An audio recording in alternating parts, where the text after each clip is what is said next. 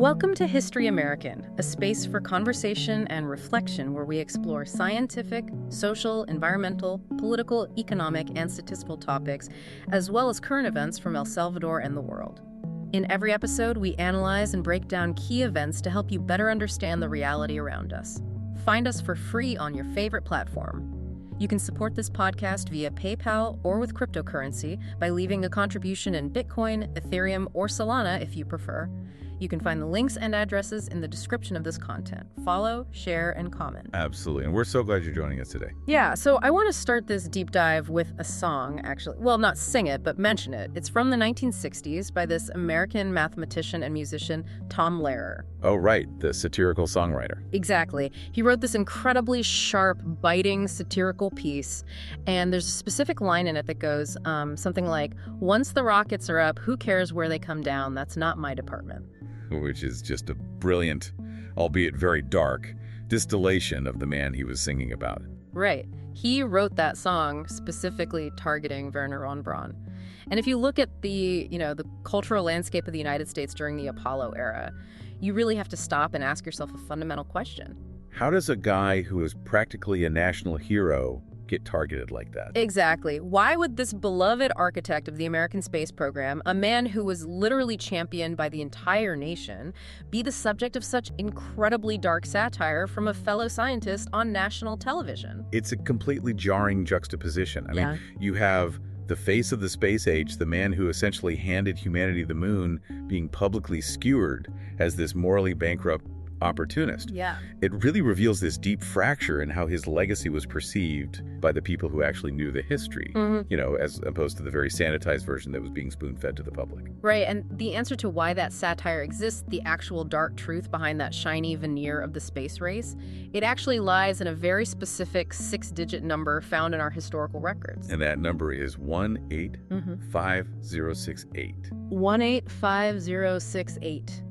Which was Wernher von Braun's official membership number for the Schutzstaffel. The SS. The SS, right? Under Adolf Hitler. And that number, it really represents the collision of two completely different realities. On one hand, you have the soaring triumph of the Apollo missions. The absolute pinnacle of human optimism. Exactly. The peak of technological achievement. But on the other hand, you have the absolute darkest, most horrific depths of the Second World War. Yeah, and connecting those two realities is this massive labyrinth of classified intelligence, bureaucratic sleight of hand, and just profound moral compromise. Which brings us to the mission of today's deep dive. Right.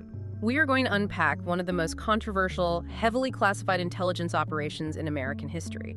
It was originally called Operation Overcast, and later became known to the world as Operation Paperclip. We're going to dive straight into the actual logistical mechanisms of how this was executed, the bureaucratic loopholes that made it all possible. And we'll deeply analyze the prevalent theories from the historical records about the true intentions and, honestly, the terrifying consequences of bringing these specific scientists to American soil. It's almost like, you've used an analogy before that I think works really well here. It's a fantasy sports draft one. Yeah, I mean, if you think about it, it is literally like a high-stakes fantasy sports draft.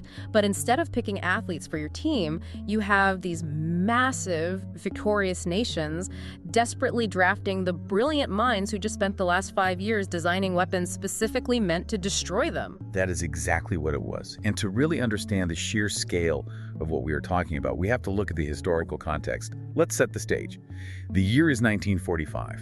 The war is ending. Right. World War II is drawing to a close, but a new, much colder war is immediately beginning. But to understand the German scientists' position, we have to rewind just a tiny bit to 1943. Okay, 1943. By the spring of that year, the strategic reality for the German High Command had fundamentally shifted. Their massive offensive into the Soviet Union had completely stalled. It turned into an absolute meat grinder. Exactly. It was costing them dearly in manpower and resources. And they realized they were not prepared for a long, multi-front war against industrialized giants. Right. The historical records show they were bleeding troops rapidly, so they desperately needed a technological miracle. They needed new, advanced defensive technologies and delivery systems to halt the Allied advances. And that's when they realized a terrifying truth about their own military strategy. What was that? They had been sending their most brilliant scientific minds to die in the mud. Oh, wow. They had literally been drafting physicists, chemists, and structural engineers as just regular frontline infantrymen. That is insane. So they were basically using human calculators as cannon fodder. Pretty much. So panic sets in, they issue these urgent orders to pull all these technical experts back from the front lines immediately. Just yanking them out of combat. Right. The historical records provide this incredibly vivid imagery of individuals with doctorates in advanced mathematics being pulled out of military bakeries. Wow. Or highly trained aerodynamicists being yanked away from medic duties in active combat zones. Because they suddenly understood that a brilliant engineer is infinitely more valuable in a laboratory designing supersonic ballistics than, holding a rifle in the Russian snow. Great. But, organizing that kind of massive recall, tracking down thousands of specific brains across an empire that is literally collapsing, that requires a staggering amount of administration. It's a logistical nightmare. Someone had to figure out who was still alive, where they were currently stationed, and what their specific scientific expertise was. And that administrative burden fell to one specific guy, right? Yes, a man named Wernher Ozenberg. Wernher Ozenberg? Wernher Ozenberg was a scientist himself. He was a mechanical engineer at the University of Hanover.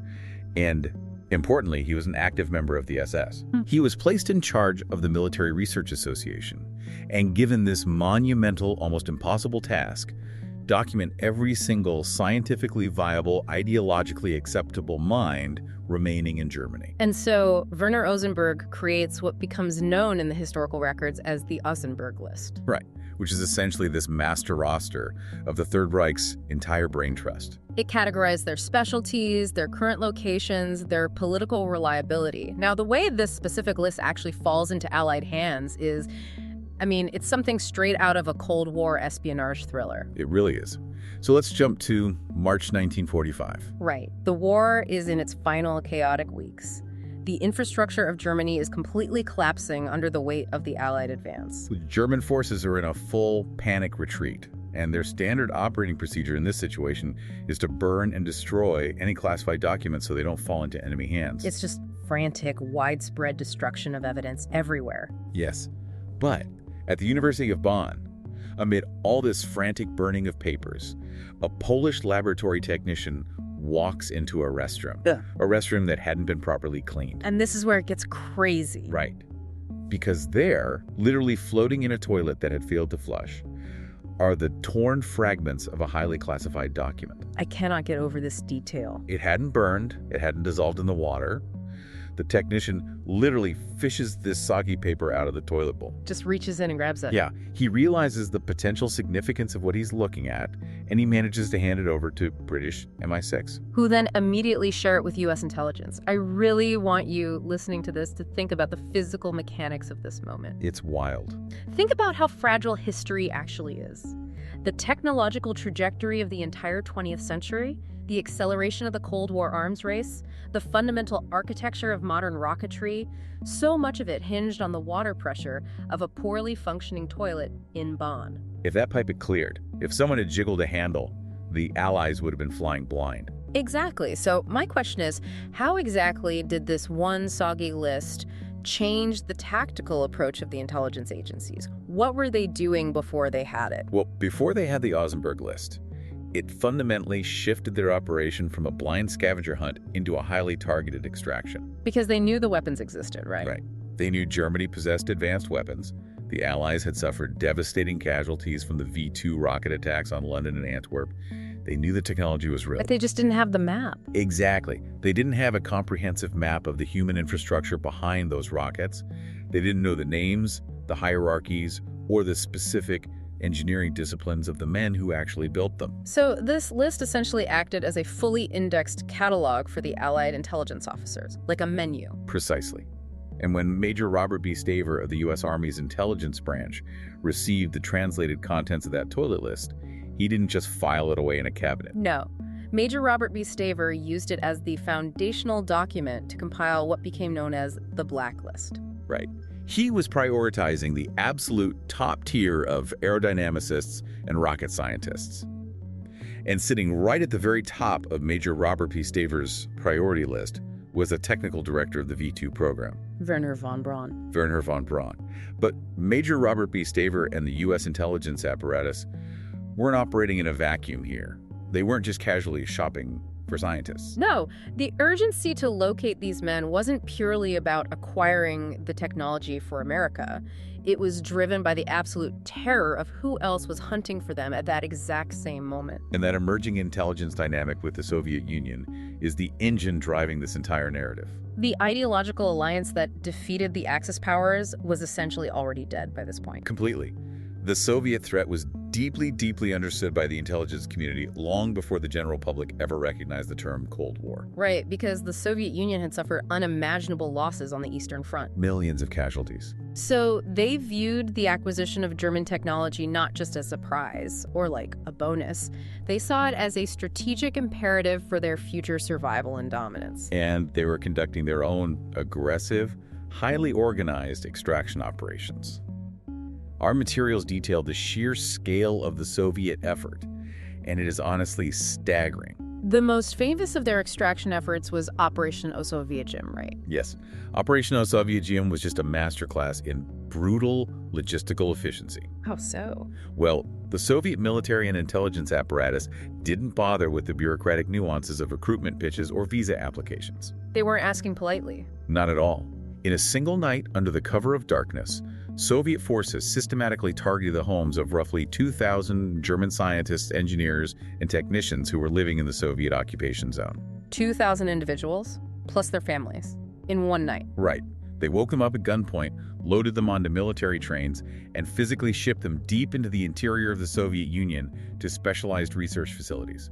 I mean, mechanically speaking, that is not a recruitment drive. That is a mass, state-sponsored abduction. It was absolute force. And the U.S. intelligence community was acutely aware of this Soviet methodology. They were getting the reports. Exactly. They received the intelligence reports detailing the empty houses and the midnight trains. And they realized mathematically that every single top-tier German scientist they failed to secure was a scientist who would inevitably be building advanced ballistics for Moscow. The moral lines of the Second World War were instantly erased. Completely replaced by the pragmatic, existential terror of a looming conflict with the Soviet Union. And just to demonstrate how systemic this intellectual looting was, the historical records show it wasn't a binary competition between just the U.S. and the Soviets. No, every allied nation with the resources to do so was grabbing whatever they could carry. It was a free-for-all. Right. For instance, the British executed Operation Backfire, which was specifically designed to reassemble and test captured V-2 rockets. And they also had Operation Surgeon, which specifically targeted the acquisition of German aeronautics experts. And the United States didn't just have one program either. They had multiple, highly compartmentalized missions running concurrently. Right. You had Operation Alsos, which was the nuclear one. Exactly. A specialized intelligence task force hunting strictly for Nazi nuclear technology, heavy water supplies, and theoretical physicists involved in their atomic program. And then you had Operation Lusty, which was entirely focused on capturing advanced aerodynamic technology, specifically the revolutionary Messerschmitt jet fighters and the engineers who designed swept-wing aircraft. It was essentially a wholesale liquidation of a fallen nation's intellectual property. The brain trust of an entire empire was just being carved up and shipped across the globe. So let's look at how the United States actually pulled this off logistically, because it's wild. Yeah, how do you take a massive group of enemy scientists, many of whom were deeply embedded in the most horrific aspects of the enemy's war machine, and just integrate them into the American military-industrial complex? Well, the initial logistical plan was actually much more limited in scope and duration than what it eventually became. When Major Robert B. Staver sent those urgent, highly classified cables back to the Pentagon, he wasn't arguing for the long-term naturalization of these guys. Right. He wasn't thinking about a 50-year Cold War at that moment. He argued that evacuating these specific experts was an immediate, vital necessity for the ongoing conflict in the Pacific. And that is a crucial piece of context that often gets totally lost. In early to mid-1945, the war against Japan is still raging. And the anticipated casualties of a mainland invasion of Japan were horrific. They were looking for anything to end it faster. So the original program, designated Operation Overcast, was pitched purely as a short-term military exploitation. The logistical framework was just to bring these experts over to temporary military housing, extract their highly specialized knowledge about rocketry and jet propulsion, use that to help defeat the Japanese Empire, and then presumably return them to Germany once they weren't useful anymore. But then, of course, the politics of optics and morality enter the equation. Oh, absolutely, because President Harry S. Truman is eventually briefed on the program. And he explicitly draws a very hard line in the sand regarding who is actually allowed into the country. President Harry S. Truman issued a formal directive that was completely unambiguous on paper. No gray area. None. He ordered that absolutely no active supporters of the Nazi regime and under no circumstances any accused war criminals would be allowed entry into the United States under this program. Which makes sense because the political optics of bringing the actual architects of the Nazi war machine into the United States were incredibly toxic. I mean, you have an American public that has just sacrificed hundreds of thousands of young men to defeat that exact regime. You can't suddenly parade the enemy's top scientists through the streets of New York. It was politically unviable and morally abhorrent to the public. However, there was a massive counterargument brewing within Harry S. Truman's own cabinet. And this wasn't driven by military strategy at all, was it? No, it was driven by profound economic anxiety. Enter the Secretary of Commerce, Henry Wallace. Henry Wallace looks at the situation and approaches Harry S. Truman with a completely different calculus. He isn't talking about defeating Japan or countering the Soviets. Henry Wallace is talking about preventing a total economic collapse. Because Henry Wallace deeply understood the systemic fear running through the American government regarding a return to the Great Depression. The massive, unprecedented mobilization of the war economy had effectively pulled the United States out of the Depression.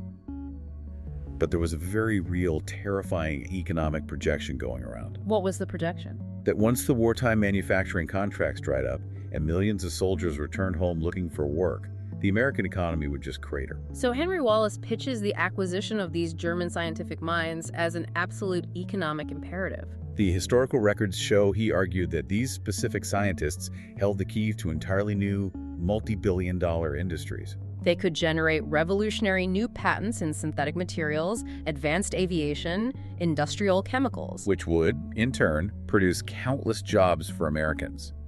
It was framed as the ultimate mechanism to secure American economic and technological dominance for the next 50 years. So you have this massive bureaucratic collision happening. You have the president, Harry S. Truman, explicitly ordering no Nazis. Right. But you have the military intelligence branch and the Department of Commerce screaming, we absolutely need these specific individuals for our physical and economic survival. And by the way, almost all the capable ones were heavily affiliated with the regime. Exactly. So how do the intelligence agencies solve this impossible contradiction? They do what bureaucracies do best, right? Let's engineer a loophole. The engineer loophole. The circumvention of Harry S. Truman's explicit order was executed by a highly secretive group called the Joint Intelligence Objectives Agency, or the JIOA. And the intelligence officers within the JIOA faced a massive administrative roadblock.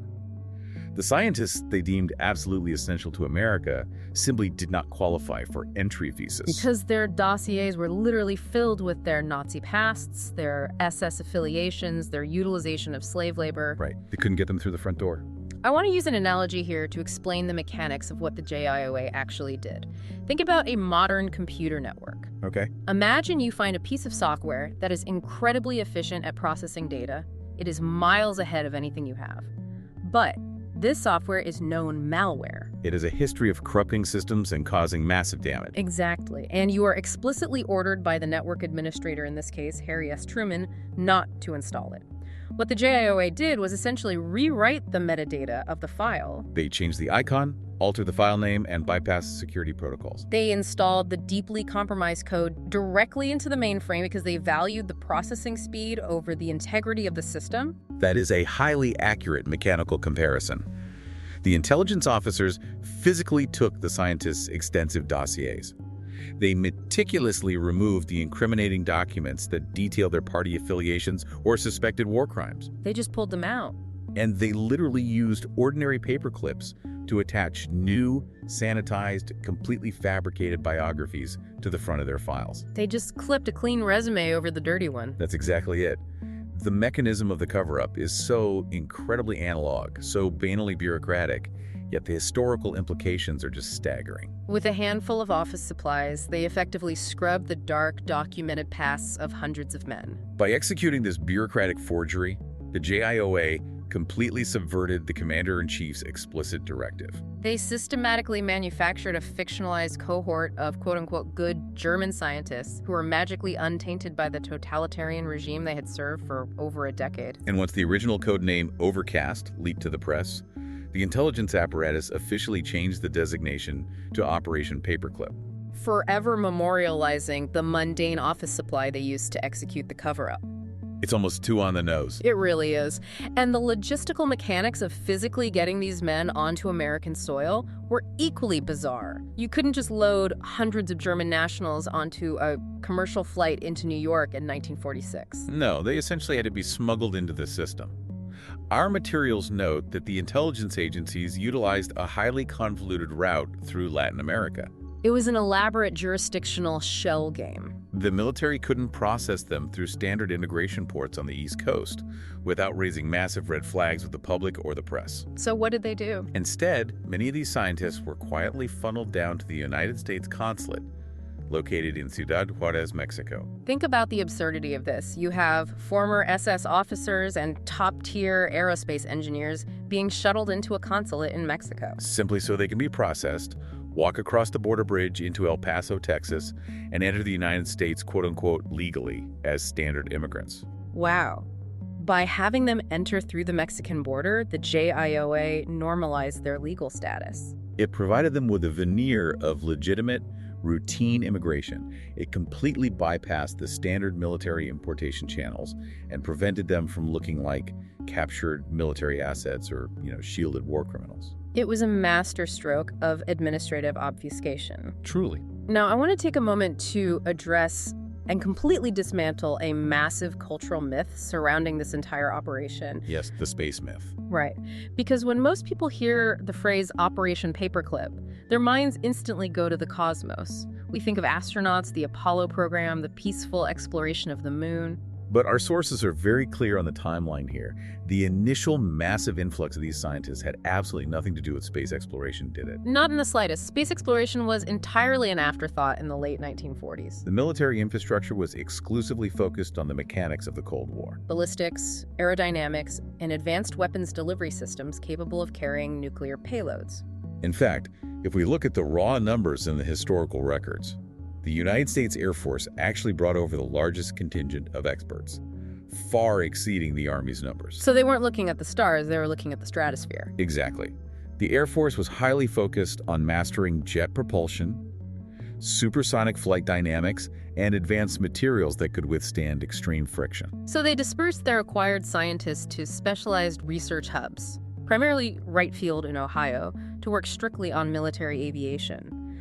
So the whole narrative of these men coming over to fulfill a lifelong dream of peaceful cosmic exploration. That specific narrative really didn't take hold in the American consciousness until 1957. And what happened in 1957? That was the year the Soviet Union successfully launched the Sputnik satellite. Ah, right. That event triggered a massive, profound psychological shock within the United States, because it proved the Soviets had the ballistic capability to launch an object into orbit. Which meant they had the capability to drop a nuclear warhead on literally any American city. Exactly.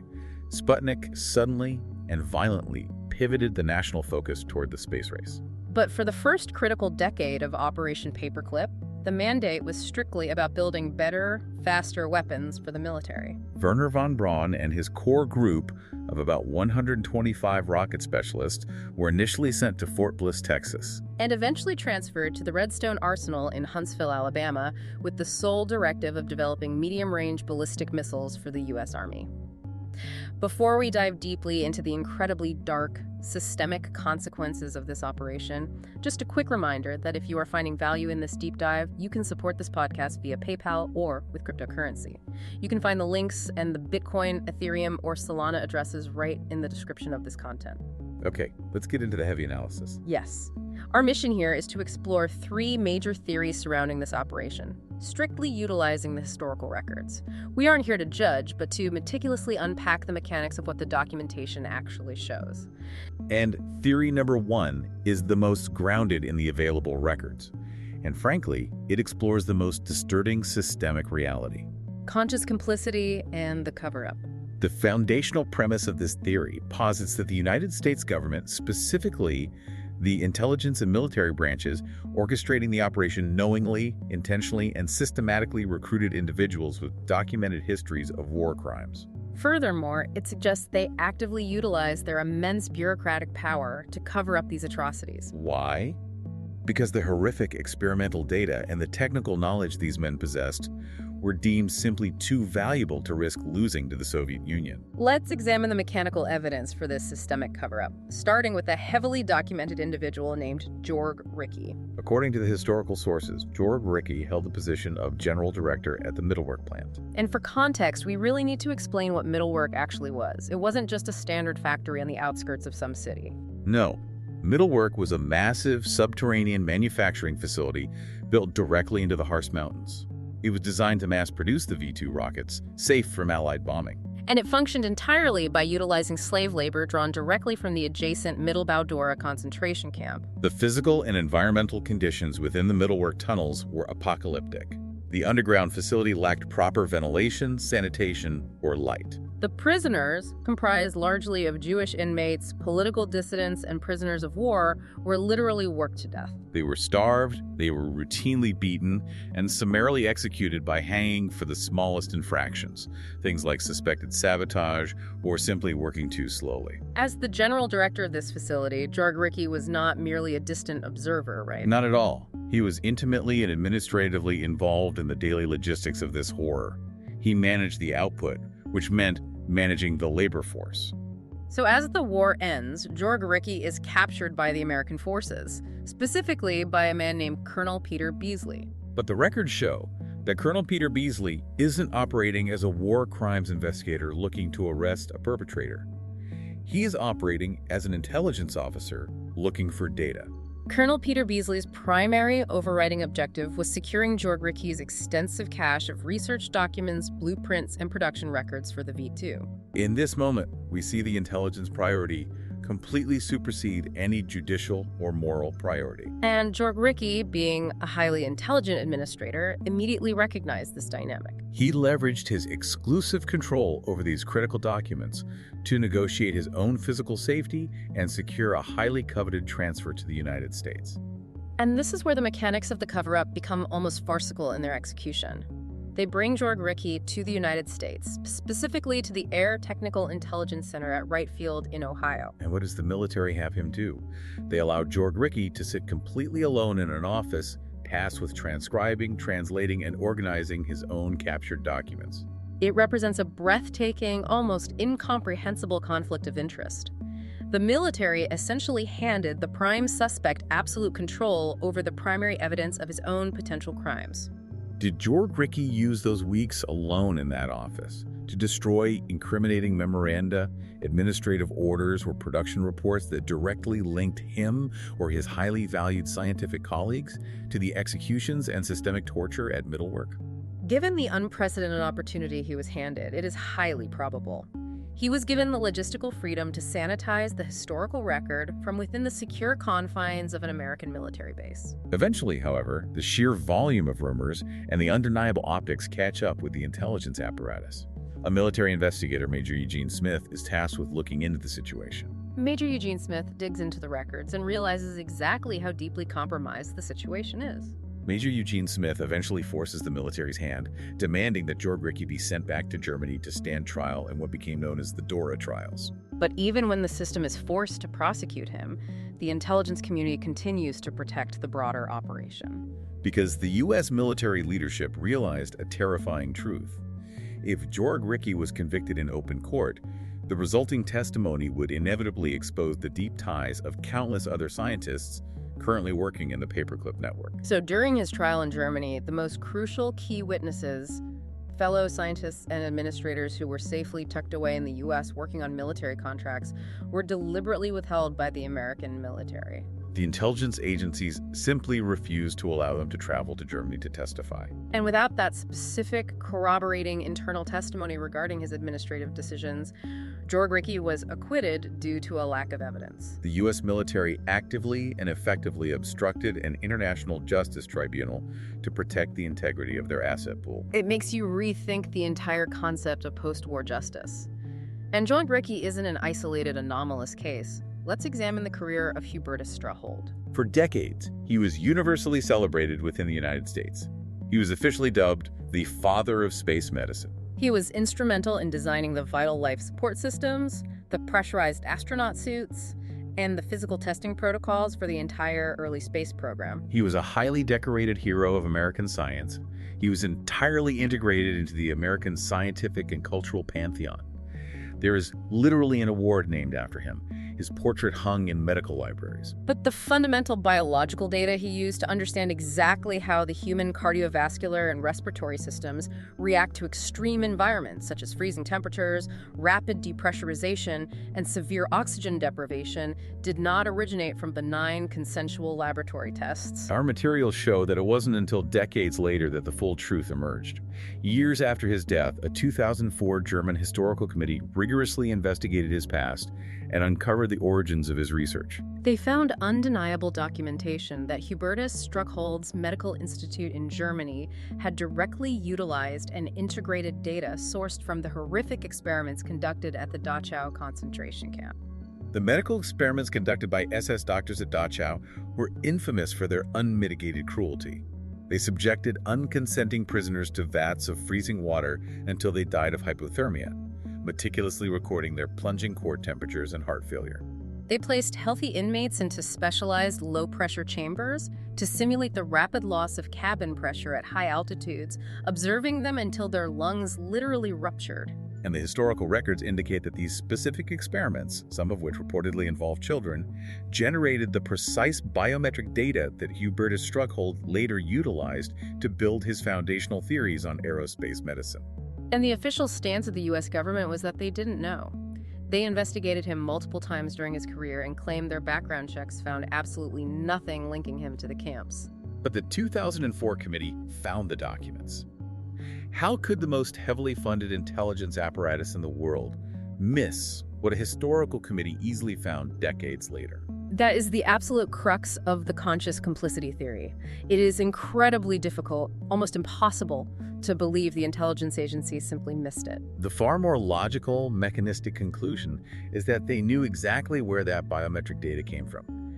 However, they desperately needed that precise data to engineer pressurized spacesuits and high-altitude gear for their bomber pilots. They couldn't replicate the data legally or ethically in the U.S., so they chose to accept the bloodstained science, deliberately blinding themselves to the morality of its origins. And then there's the case of Arthur Rudolph. He was another massively important figure at the Mittelwerk plant, working closely alongside Jörg Ricke and Wernher von Braun. He was brought to the U.S., became a pivotal director in the Saturn V rocket program, received NASA's highest civilian honors, and lived comfortably in America for decades. It wasn't until a relentless Nazi hunter working within the U.S. Justice Department, named Eli Rosenbaum, finally forced the issue in 1983 that Arthur Rudolph was deported. The Arthur Rudolph case is fascinating because it highlights the internal friction within the government. Eli Rosenbaum literally had to fight his own government's institutional inertia, battling against the aerospace industry and military historians to get Arthur Rudolph deported. It demonstrated that the institutional protection of these scientists wasn't just a 1940s phenomenon. The shield lasted for generations. But the utilization of this dark science didn't stop on building rocketry and designing spacesuits. No. The historical records connect the intelligence gathered during Operation Paperclip to some of the most infamous and disturbing programs in the history of the CIA, specifically MK-Ultra and Project Artichoke. This is where the narrative shifts from passively protecting war criminals to actively importing and employing their specific methodologies. During the height of the Cold War, the CIA became utterly terrified by rumors that the Soviets and the Chinese had developed advanced mind control and interrogation techniques. To counter this perceived threat, they launched highly classified programs like MK-Ultra and Project Artichoke, exploring the use of chemical mind control, severe sensory deprivation, and induced hypnosis. And to design and run these programs, the records show they utilize the specific expertise of former Nazi doctors and scientists. Scientists who had explicit hands-on experience experimenting on unconsenting human beings in the concentration camps. The CIA literally imported these men, studied their methodologies, and then began conducting parallel experiments on unwitting U.S. citizens. They dosed their own people with powerful hallucinogens like LSD without their knowledge or consent to observe psychological breakdowns. This famously and tragically led to the death of an American biochemist, Frank Olson, who suffered a massive psychological crisis and fell from a hotel window after being unknowingly dosed by his own colleagues. It represents the absolute darkest manifestation of the core paperclip philosophy. The government essentially decided that the ends surviving the Cold War completely justified any means necessary, even if those means involved subjecting their own citizens to the exact types of psychological torture designed by the Third Reich. Think about the mechanics of that decision. It is like discovering a highly effective, incredibly destructive computer virus designed by a hostile state, and instead of neutralizing, your intelligence agency unleashes it on your own domestic network just to study how quickly it can corrupt the system. You have men like Allen Dulles, the first civilian director of the CIA, looking at the global chessboard. Did Allen Dulles and the leadership simply decide that the Soviet threat was so massive, so existentially terrifying, that it justified completely erasing the moral ledger and adopting the tactics of the enemy? Men like Allen Dulles and his contemporaries within the intelligence community operated in a world of absolute, unyielding pragmatism. For them, the Cold War was not a theoretical disagreement. It was a literal battle for the survival of Western civilization. If utilizing the data and methodologies of Nazi scientists gave them even a fractional 1% advantage over the Soviets, they believed it was not just a necessary evil, but their duty. They consciously traded the concept of justice for the guarantee of technological and psychological supremacy. If we look at the systemic cover-up engineered by the intelligence community, it naturally leads us to question the specific individuals who are shielded by it. This brings us to Theory 2, which focuses entirely on the most famous, most heavily scrutinized face of this entire operation, the Wernher von Braun enigma. The central question of this theory asks, was Wernher von Braun an active, willing participant in the atrocities of the Nazi regime? Or was he merely a brilliant, apolitical opportunist who found himself trapped by the terrifying circumstances of a totalitarian state? Wernher von Braun serves as the ultimate historical Rorschach test for Operation Paperclip. To truly understand the intensity of the debate surrounding him, you have to understand the sheer, monumental scale of the hero myth that was constructed around him in America. Oh, he wasn't just a scientist, he was a massive cultural icon. The sources detail how he collaborated directly with Walt Disney on major television specials in the 1950s. They used these broadcasts to sell the American public on the theoretical idea of space travel. He was the brilliant mind who led the development of the Explorer I satellite, which was America's desperate, successful answer to Sputnik. He was the undisputed face of the Saturn V moon rocket program. He was handsome, incredibly charismatic, articulate, and presented to the public as the quintessential visionary working for the betterment of mankind. He was completely intentionally woven into the very fabric of post-war American exceptionalism. But the physical, incriminating evidence against him, the documentation that the JIOA tried so hard to bury, is substantial and simply cannot be ignored or waved away. Wernher von Braun was not a casual, naive bystander. He officially applied for and joined the Nazi Party in 1937, long before the war began. Furthermore, he was personally recruited by the architect of the Holocaust, Heinrich Himmler, into the SS. And he didn't just hold an honorary title, he eventually held the commissioned rank of major in the SS. A major in the SS, mechanically speaking, in a paramilitary organization defined by absolute racial purity and ruthless violence, you do not achieve the rank of major by accident. No, you do not.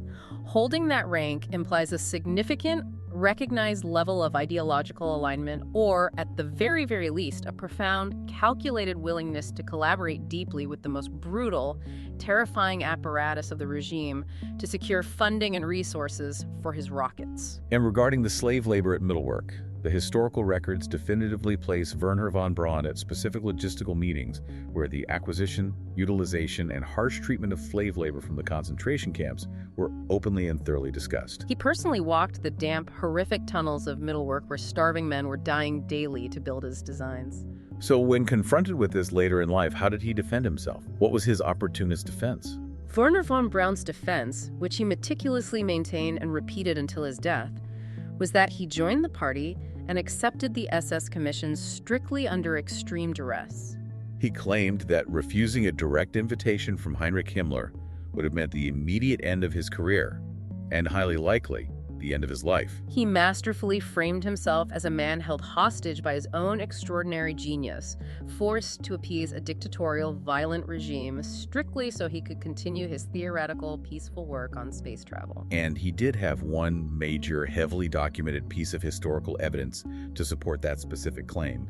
In 1943, he was actually arrested and imprisoned by the Gestapo. The records indicate he was overheard at a private party making what the state deemed defeatist comments, essentially telling colleagues that the war was going poorly for Germany and that his true passion was space travel, not building weapons of mass destruction. Yes, the Gestapo threw him in a cell, fully intending to prosecute him. And the historical records show he was only released because Adolf Hitler personally intervened, stating that Wernher von Braun's technical expertise was absolutely indispensable to the survival of the war effort. Now, the U.S. intelligence community absolutely loved this story. They heavily amplified his arrest by the Gestapo as definitive proof that he wasn't a real ideological Nazi, but rather a pure scientist who naturally ran afoul of the secret police because his mind was focused on the stars, not the war. But the U.S. military's protection of him went far beyond just spinning his public relations narrative.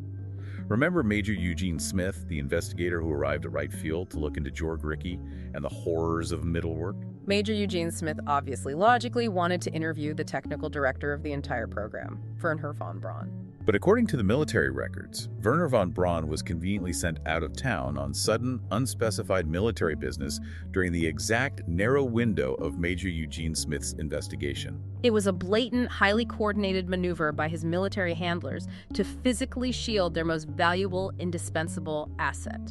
The intelligence officers knew exactly what happened at Middlework.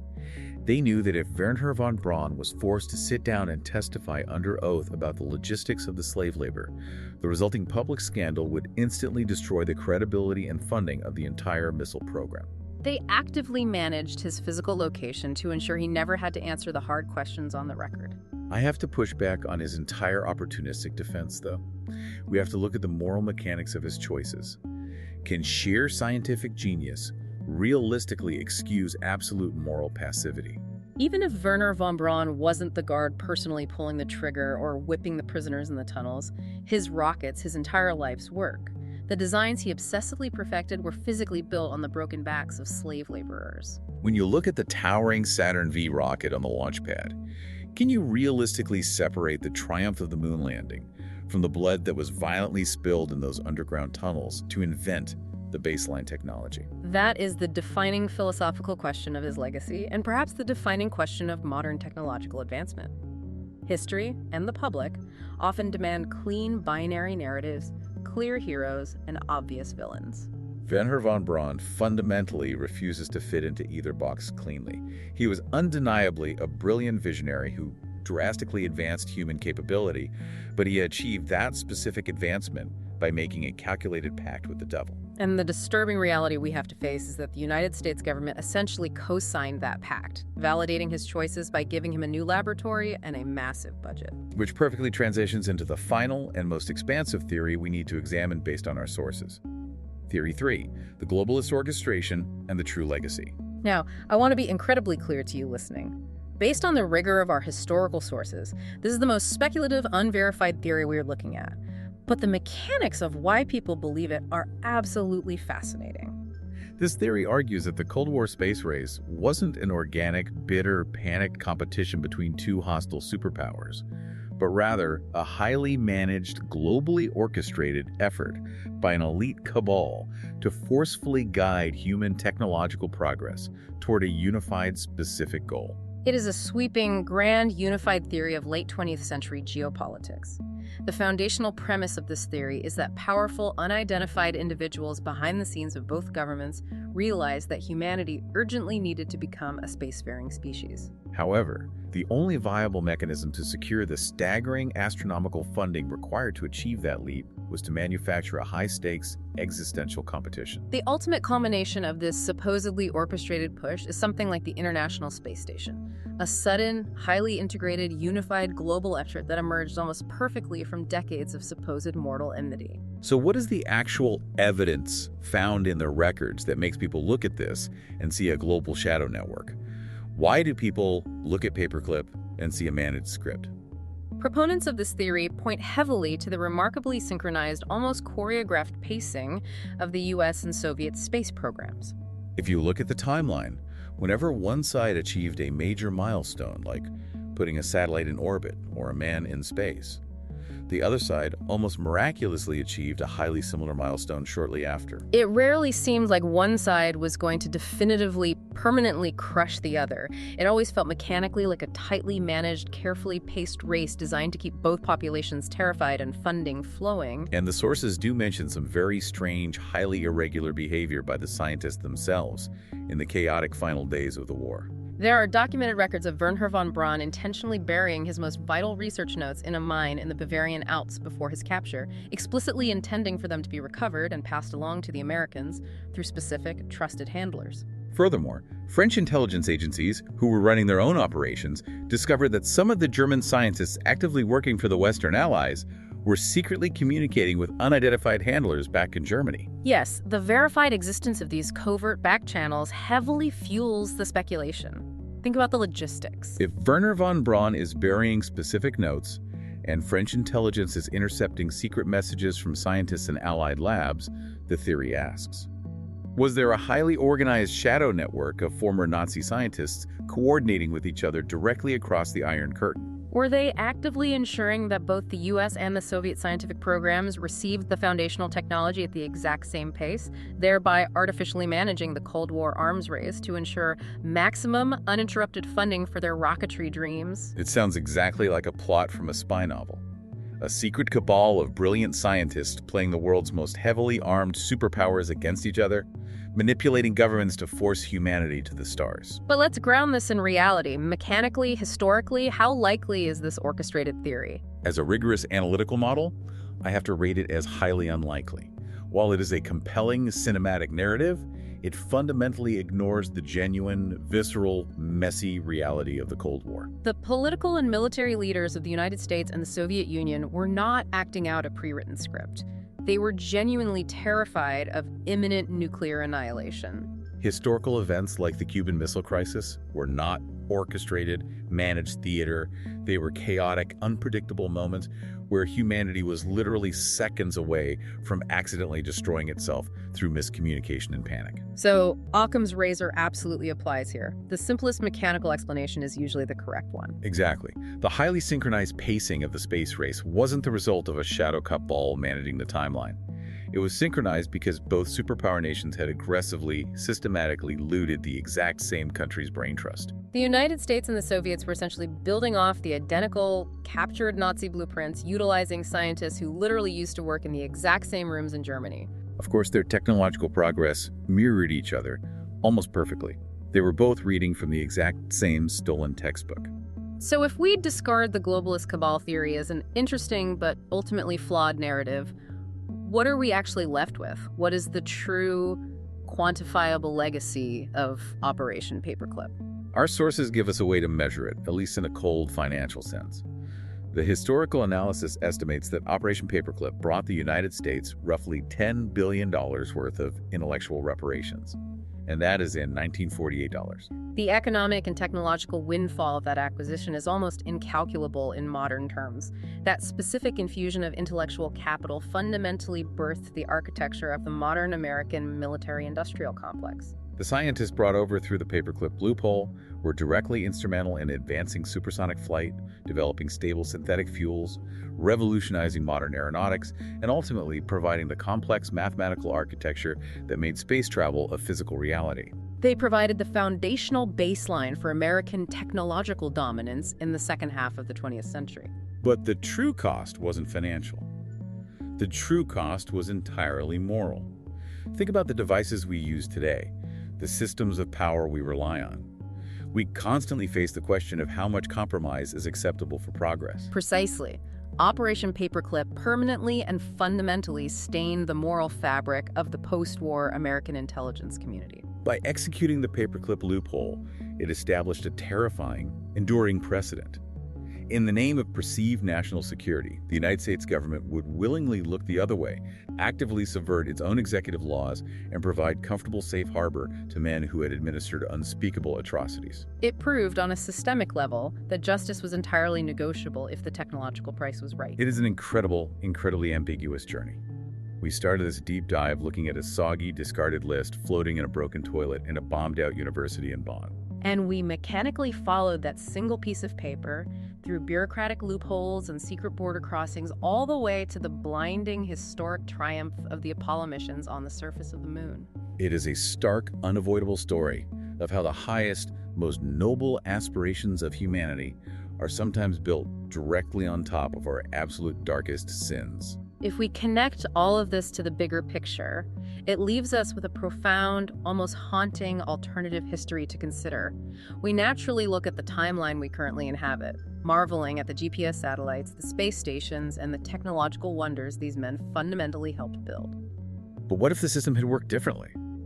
What if Harry S. Truman's executive order had been strictly respected by the intelligence community? If the United States and the Soviet Union hadn't relied so heavily on the stolen Nazi blueprint for the future, what completely different scientific trajectory might humanity have taken? Would our modern technology be less aggressively focused on ballistics, surveillance, and weapons of mass destruction, and more focused on sustainable, peaceful innovation?